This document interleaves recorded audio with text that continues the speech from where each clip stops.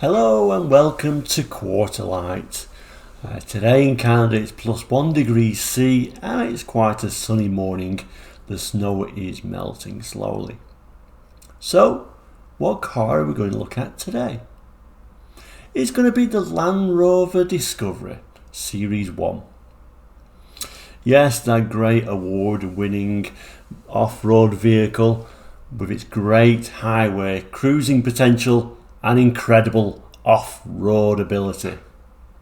Let's have a look at a few brochures showing that award-winning design. Okay, so here it is then. Grab a cup of tea or indeed a coffee if you're that way inclined, and we'll have a look at today's brochure.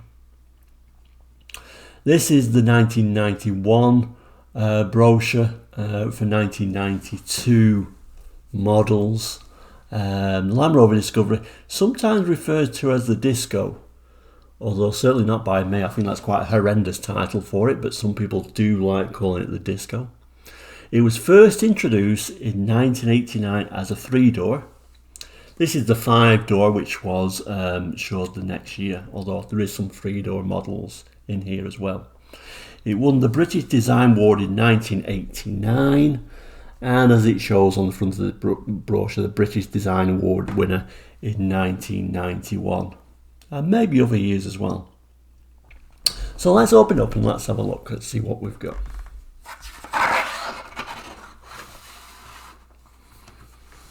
On the first page is quite a lengthy text brochure showing its different country origins, with the same on the next page as well. Also glimpses of that blue interior that it first came with. And here is another picture of the Discovery. This is, as you can see, is the 3-door model, which for such a large vehicle wasn't a particularly practical. It was very difficult to get into those back seats. From a higher ground clearance car anyway. You had to step up into it and then squeeze around them back seats, so it wasn't an awfully practical family vehicle. Although I suppose some families with very small children, it might have been nice to throw them in the back there and know that they weren't going to open the doors in the back. But yeah, that's the first page that we can see some glimpses of the Discovery.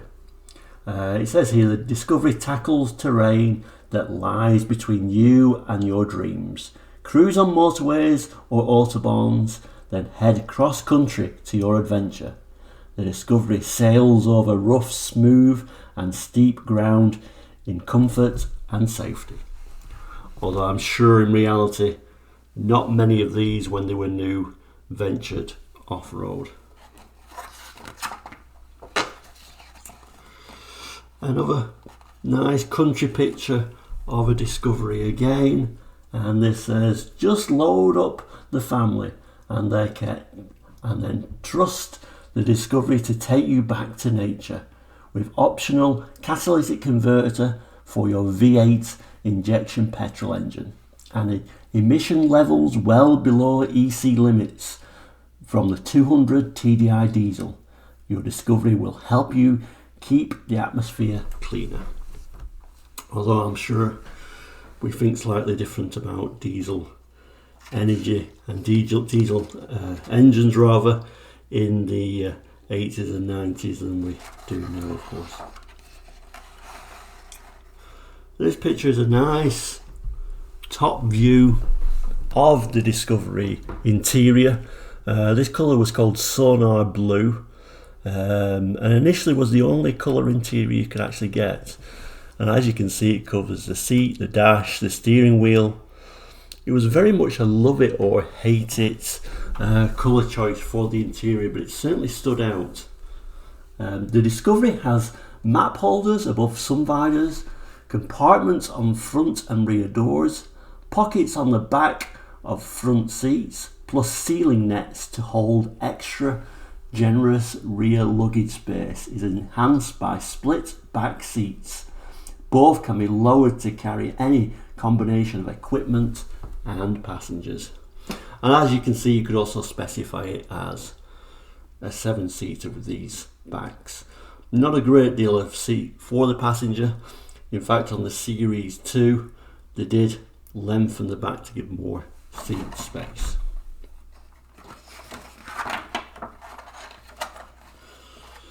Later on, we got this beige option interior. This one came out in around about 1992, so this is probably the first year showing this brown interior. Really less controversial than the blue one, and probably a lot easier to live with on a day-to-day basis. A lot of mixed equipment from different vehicles came on this original Discovery. Switchgear and instruments was from the Maestro Metro. The clock, I think, came from a Metro. You can either confirm or deny that. Vents from a Rover 800, and those Morris Marina, I think, door handles like the Range Rover had. Those headlights came from Freight Rover vans, the lights from a Maestro van. So really, a part has been special when they first came out to cut costs, as it will.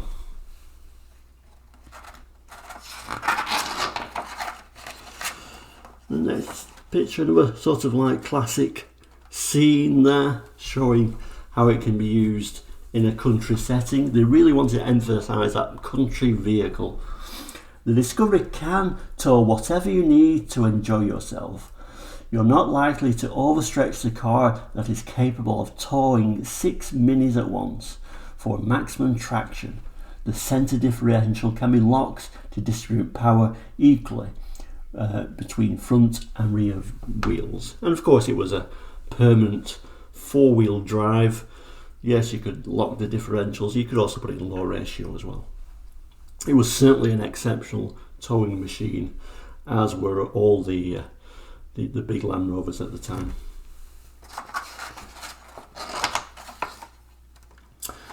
The next scene showing more of a urban environment, which was probably where most of them lived for certainly the first half of their lives, until they became very cheap second-hand vehicles and became it's more of an off-road vehicle, because they were as capable of a Defender for sure.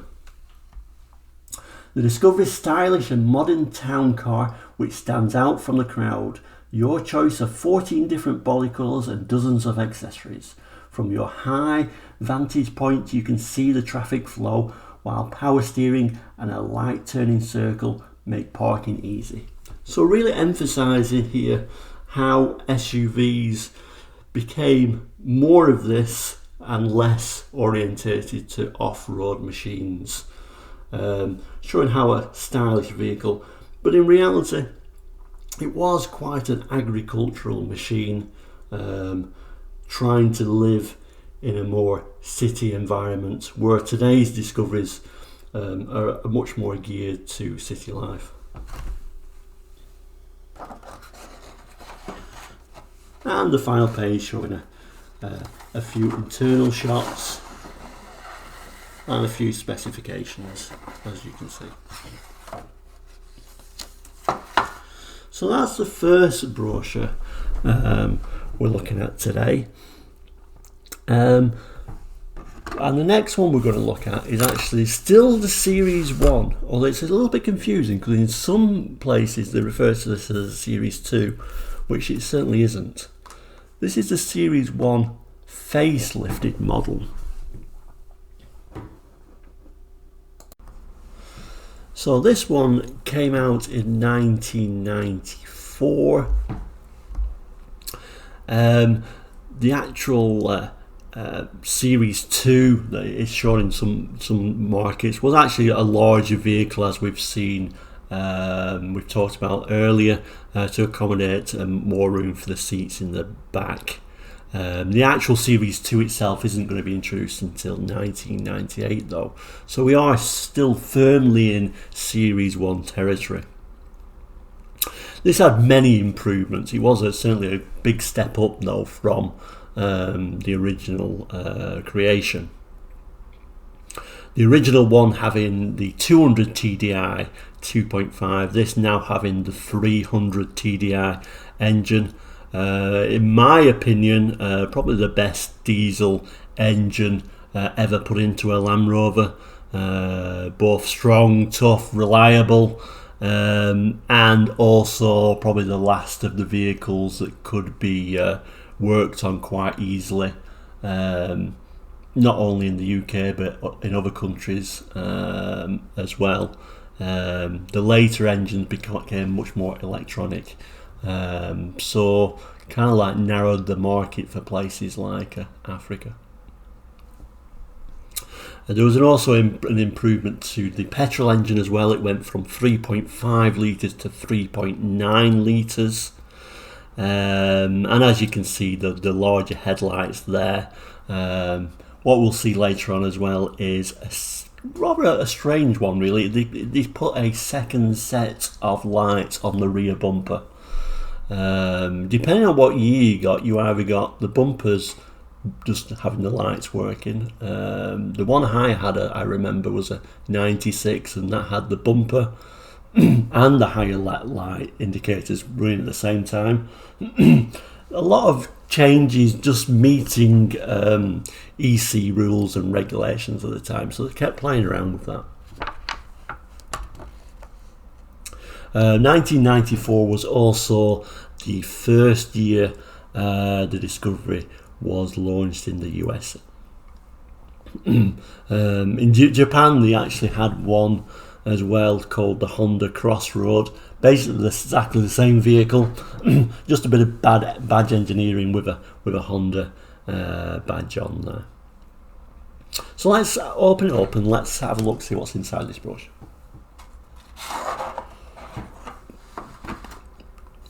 So a nice front shot showing these much larger headlights that it now came with. A little bit of off-road heritage with the Camel Trophy, of course, which was used to advertise the Land Rover so well. They did many vehicles, the Range Rovers, the Discoveries, the Defenders. I think maybe even the Freelanders did that as well, in this yellow type beige sand colour. Later on there was also a Discovery limited edition Camel Trophy that actually came in this colour, which was quite collectible. Again, a nice front shot showing the new headlights. Sorry, that was just the price list falling out. Again, showing the towing ability. And we get a first shot of this new interior, which was a much better layout, more conventional. They got rid of that initial. It was a great design, but it certainly wasn't really a very classy interior. It didn't really match the price of the vehicle, and so they did update it quite to a more conventional vehicle. Again, wanting to promote its heritage, may possibly be Scotland, I'm not sure, showing its off-road roots in the countryside, and now it's in a mountain. Like I say, with the original one, they certainly weren't used off-road when they were brand new. They were far too expensive a vehicle, same as the Range Rovers really. It wasn't until they got older that people knew how good they were off-road and started taking them off-road. Still, the base model came with these steel wheels. We've lost the graphics of the original one, which looks a lot classier without them graphics, but I've got a feeling they put them graphics on there to hide some of the wonky bodywork and misaligned joints when it was rushed to get the Discovery out. I think they sorted them out and it came up with a much cleaner look. Again, more scenes. You could still get these 4-door ones, but they still retain the 3 doors one. You could still get it in a a 3-door design as well. And you can see these were the optional alloy wheels, and there was various different alloy wheels you could get. These were the models you could get. Like I say, the 3-door, the 5-door, and then you could get the S, XS, and top of the range ES with the nice leather seats in there. Nice sort of like copy of the Dimensions in a sort of a different type of paper. So even the brochure itself got a little bit more classy, showing various specifications. We haven't really got time to go through there. The seats, again, you could get them in different colours, but the steering wheel itself always in black this time, which I think is more conventional. I do prefer it like that, although I'm sure some people like that blue designed interior. A better shot here of the instruments, again becoming much more conventional. Certainly was a big step up, this facelifted model. And various different pages of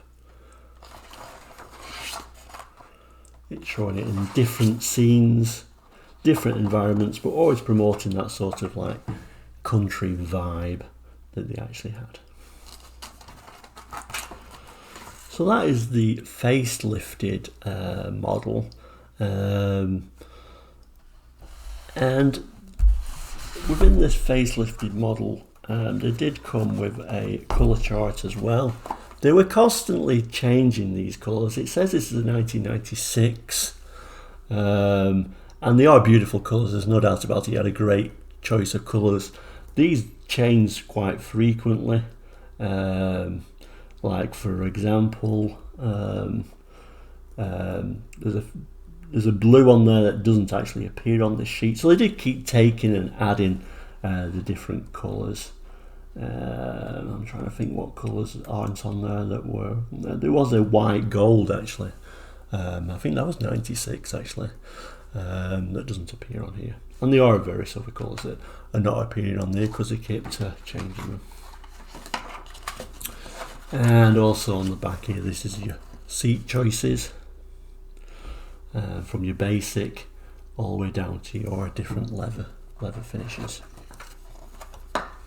Not only that, they also promoted this as a lifestyle vehicle. So they did have a comprehensive accessory list with price list.